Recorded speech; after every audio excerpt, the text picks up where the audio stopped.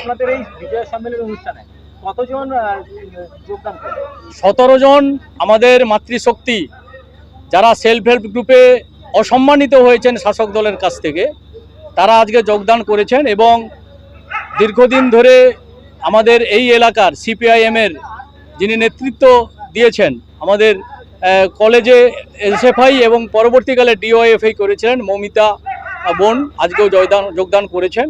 তো আগামী দিনে আরও এই যোগদান পর্ব কিন্তু বাড়বে। বলছি কারা কারা যোগদান করবে?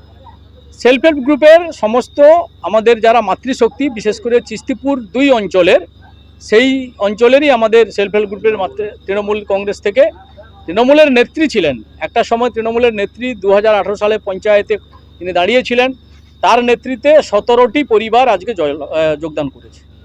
কি মনে করছেন এই যোগদান? এই যোগদান সবে শুরু হলো। পটাশপুরে আমরা আগামী দিনে কিভাবে সংগঠন গড়ব সেটা আপনারা পরে সময় বলবেন, টাইম উইল স্পিক। তো আজকে সারা বাংলা জুড়ে যেভাবে মানুষ অবহেলিত হয়েছে, অত্যাচারিত হয়েছে এবং এই সরকার সমস্ত কিছু শেষ করে দিয়েছে, তাই আজকে কিন্তু মানুষের মোহভঙ্গ হচ্ছে। লক্ষ্মীর ভাণ্ডার আজ কাজ করবে না।